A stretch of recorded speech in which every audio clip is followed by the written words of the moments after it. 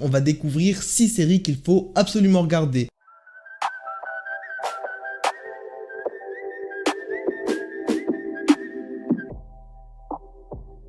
Hello, c'est Lazy. Aujourd'hui on se retrouve pour une nouvelle vidéo, une vidéo particulière et j'espère qu'elle va vous plaire. On va découvrir 6 séries qu'il faut absolument regarder. J'avais déjà fait ce style de vidéo en 2017 et 2018 où je proposais à chaque fois 5 séries différentes. Cette fois-ci, je vous en propose 6. Comme chaque année, je regarde plein de séries et là, franchement, j'ai 6 pépites à vous proposer. On arrive sur le mois d'avril en plus, le mois d'avril, un mois parfait.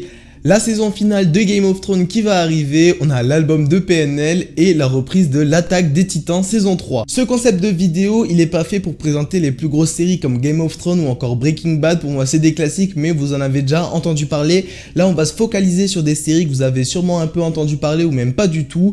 Et je vais essayer de vous donner envie de les regarder parce que vraiment, il y a des chefs-d'œuvre dans ces séries. Comment ça va se dérouler? Je vais vous donner le nom de la série, la note qu'elle a sur Allociné. Je vais aussi vous parler bien sûr de son histoire, le genre de la série et ensuite je vous dirai mon ressenti et pourquoi il faut la regarder. On commence à la 6e position. À la 6e position, j'ai nommé Good Girl, noté 4,2 par les spectateurs. On se retrouve avec 2 saisons, la deuxième est en cours de publication, les épisodes arrivent semaine par semaine. On la retrouve dans la catégorie comédie dramatique et drame. L'histoire, c'est 3 mères de famille qui financièrement s'en sortent pas vraiment et ont chacune leurs problèmes. La première idée qui va jaillir de ces 3 meilleures amies n'est autre qu'un braquage de supermarché du coin. Tout ne va pas être facile et ce n'est que le début d'un terrible engrenage. Concernant mon ressenti, on accroche facilement à l'histoire, les personnages sont drôles et attachantes. Ça me fait penser un peu à un style à la Breaking Bad où elles vont devoir faire du sale pour pouvoir s'en sortir. Comme j'ai dit, elles vont avoir des problèmes financièrement. J'ai vraiment adoré cette série. Je vais pas vous spoiler, mais elles vont se mettre dans des situations qui vont être de pire en pire. Ça va être vraiment galère. Donc franchement, si vous avez une série à regarder, foncez la voir. En plus, il y a que 2 saisons. On va passer à la 5e position et cette fois-ci, c'est une série qui va vous faire adorer les psychopathes.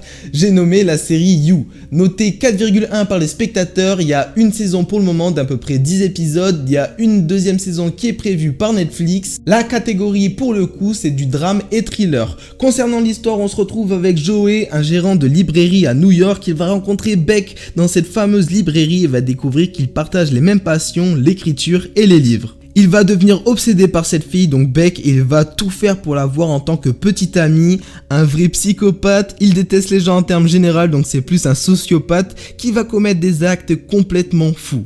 Au début, quand on m'a parlé de cette série, ça m'emballait, mais pas du tout. J'ai regardé la bande-annonce, j'avais rien à regarder, je me suis dit bon, je vais me lancer dedans, et à la finale, je l'ai mangé en 2 soirs, cette série. Franchement, un régal.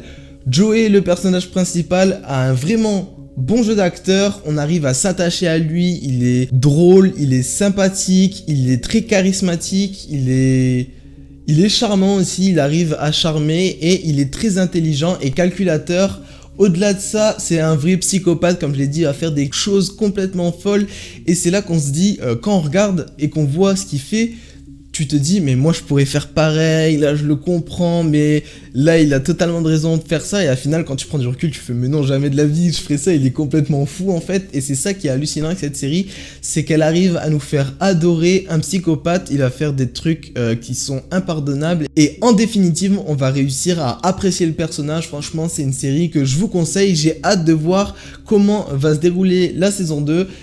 Je vais pas vous spoiler comme j'ai dit, mais la saison 1 c'est terminé sur une fin où on a envie de savoir la suite tout simplement. Pour la série suivante, je pense que vous en avez entendu parler, elle fait beaucoup de bruit ces derniers jours, c'est Love, Death and Robots.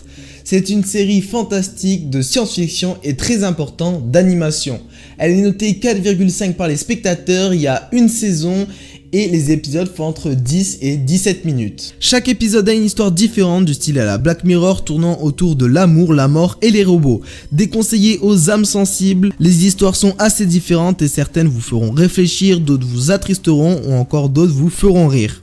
On en a pour tous les goûts, question animation c'est pareil, du photoréaliste, du cartoon, on a aussi des dessins, c'est difficile de vous en dire plus vu que les épisodes sont courts et racontent une histoire différente. Concernant mon ressenti sur cette série, franchement j'ai adoré et je pourrais la comparer à des popcorn. Là vous allez me dire what the fuck, qu'est-ce qu'il raconte lui, des popcorn et une série. En fait, quand on regarde un film au cinéma et qu'on a une boîte de popcorn, généralement on la dégomme, on s'en rend même pas compte, on regarde, il n'y a plus rien.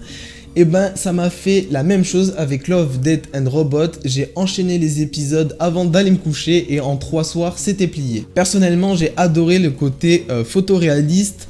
Les épisodes qui m'ont vraiment plu, ça parle un peu comme j'ai dit de tout, mais à un moment j'ai l'impression qu'ils sont un peu inspirés d'Interstellar. Il y avait des épisodes dans l'espace, il y en avait d'autres, ça parlait de guerre, de l'amour. Il y a quelques épisodes comme ça qui m'ont particulièrement marqué et je me disais ah c'est dommage que ça se coupe là, t'as envie de savoir la suite, qu'est-ce qui va se passer ensuite, ou t'aimerais que ça continue et avoir la suite de l'aventure. Donc j'espère une saison 2 sur cette série et pourquoi pas avoir une suite sur certains épisodes, que les créateurs créent carrément des séries à côté qui raconteraient toute une histoire sur certains épisodes. Je sais pas si ça se fera mais franchement j'en rêverais. Concernant l'animation d'ailleurs, on va rentrer dans le top 3 et j'ai triché un peu. Je vais vous parler d'une autre série. C'est pas vraiment une série, c'est une série animée.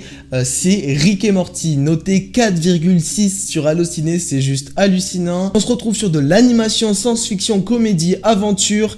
Il y a 3 saisons de 10 épisodes et personnellement j'ai hâte de la saison 4, je suis plus qu'impatient. Concernant l'histoire, on sera en compagnie de Rick et Morty. Rick, le grand-père, un brillant inventeur mais aussi alcoolique, et Morty, son petit-fils un peu à côté de ses pompes. Les deux vont partir dans des aventures extraordinaires et dangereuses à travers l'espace et dans des univers parallèles. Franchement, c'est une série animée vraiment marrante que personnellement j'ai enchaîné les saisons très rapidement. On a des réflexions limite philosophiques mais aussi des moments complètement absurdes et drôles. J'ai qu'une chose à vous dire, c'est lancez-vous dans l'aventure. D'ailleurs, en parlant de Rick et Morty, je sais pas si on verra bien, mais j'ai mis le petit t-shirt pour la vidéo. Je regarde beaucoup de mangas et de séries, mais c'est vrai que question dessin animé pur, je regarde pas vraiment. Et là, franchement, j'ai été étonné moi-même d'accrocher autant à Rick et Morty. Que ce soit Rick et Morty, les personnages sont attachants, il y a une profondeur, c'est pas de l'humour juste bête, il y a une vraie histoire derrière. Franchement, moi je vous dis juste foncez, comme j'ai dit, j'ai mis le petit t-shirt pour l'occasion et c'est pas pour rien que je vous dis d'aller la voir et je la mets dans stop parce que vraiment pour moi c'est une pépite. Pour la deuxième position, le genre c'est du drame, policier et thriller. J'ai nommé True Detective avec 3 saisons de 8 épisodes, noté 4,5 sur 5. Pour ceux qui connaissent Fargo, c'est un peu le même délire, à chaque saison on a des acteurs différents et une histoire différente. On se retrouve avec des enquêtes policières mêlant mysticisme, des réflexions philosophiques, mais aussi des personnages torturés. Les 2 saisons qu'il faut absolument voir sont la première et la troisième, 2 histoires similaires à la recherche de tueurs en série dans les années 80 et 95. La saison 3 est similaire avec des disparitions de 2 enfants. Les enquêtes se révèlent longues et très complexes. Dans la saison 1, on y retrouve Woody Harrelson ou encore Matthew McConaughey. Et dans la saison 3, on y retrouve Stephen Dorff et aussi Mahershala Ali, je sais pas si je prononce bien son prénom. Concernant mon ressenti, c'est juste hallucinant comme cette série peut être un chef-d'œuvre et un peu moins bien à la fois.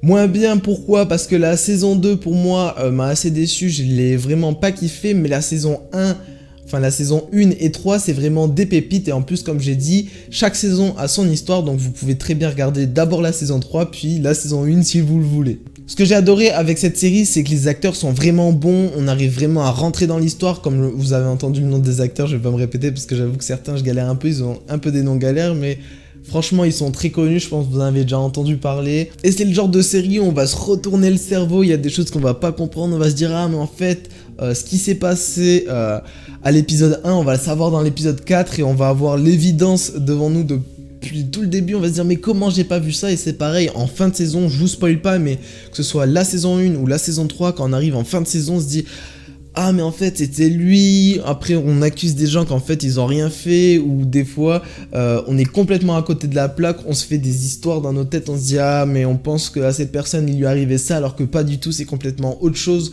C'est une série qui est remplie d'intrigues, j'abuse peut-être un peu mais c'est limite un chef-d'œuvre que ce soit la saison 1 et la saison 3. J'ai juste un mot à vous dire, c'est foncez. Si on m'avait dit un jour que à la première position de mes tops, j'aurais nommé une série épouvante, drame et horreur, j'y aurais jamais cru et pourtant ça va être le cas avec la série The Haunting of Hill House. Je dois le prononcer horriblement, en tout cas c'est une série de 1 saison avec 10 épisodes notés 4,5 sur 5. On va retrouver un couple de parents qui vont aménager dans un manoir nommé Hill House avec leurs 5 enfants. Mais il va y avoir des phénomènes de plus en plus étranges qui va plus particulièrement affecter la mère Olivia qui elle-même devient de plus en plus étrange. Ils vont devoir quitter la maison à cause de circonstances très floues et étranges. Mais une fois adultes, ils vont devoir retourner dans cette maison à cause d'une tragédie. Ils vont devoir affronter leurs fantômes du passé. Une série dramatique, poignante, où on ressent la joie, les frissons, mais aussi la tristesse des personnages. Franchement, elle rentre très facilement dans mon top 5 des meilleures séries que j'ai regardées carrément. Pour moi, il y a Game of Thrones, Breaking Bad, Viking, et je mettrai cette série, on va dire, à la 4e position, The Haunting of Hill House. Ce que j'aime bien avec cette série, c'est que c'est pas de l'horreur bête. Elle a pas fait de l'horreur juste pour faire de l'horreur. Il y a une véritable histoire derrière, avec, comme j'ai dit, des personnages très attachants, avec une histoire poignante. C'est le genre de série que tu peux regarder très rapidement, et en plus, ce que j'ai adoré avec cette série, c'est que une fois que tu as regardé l'épisode final, enfin même les 2 derniers épisodes, tu comprends plein de détails et plein de choses qui sont passées auparavant dans la série, et du coup on peut limite même la regarder une 2e fois. On va plus être par des moments angoissé, stressé, on va être plus triste pour les personnages, mais on va avoir des moments où on va avoir peur, mais c'est pas des screamers à tout va comme on peut voir sur certains films d'horreur. Voilà, ça c'est en gros mon top 6 de 2019, mais j'avais déjà fait d'autres vidéos qui parlaient de d'autres séries. Si jamais vous voulez découvrir d'autres séries, je vous invite à cliquez sur les 2 vidéos qui apparaissent en ce moment même en haut de votre écran. Il y a la version 2017 et 2018 et du coup voici la version 2019. En 2018, dans mon top 5, je vous avais glissé un manga animé. Cette fois-ci, je vous ai glissé un dessin animé. Il se peut que très prochainement, je fasse un top 5 des meilleurs mangas à regarder. Comme d'hab, ce sera pas les plus gros mangas, mais ce sera comme ça des petites pépites que forcément vous avez pas entendu parler. En tout cas, j'espère que cette vidéo vous aura plu, vous aura donné envie de foncer sur Netflix et regarder ces séries. Pour récompenser mon travail, je vais vous demander seulement 2 choses. Si jamais vous avez kiffé cette vidéo, mettez votre meilleur pouce bleu et abonnez-vous si c'est pas encore fait pour rejoindre la Lazy Family. En tout cas, moi je vous laisse ici, j'espère que cette vidéo vous aura plu. On se retrouve pour d'autres vidéos et moi je vous dis à plus les potes.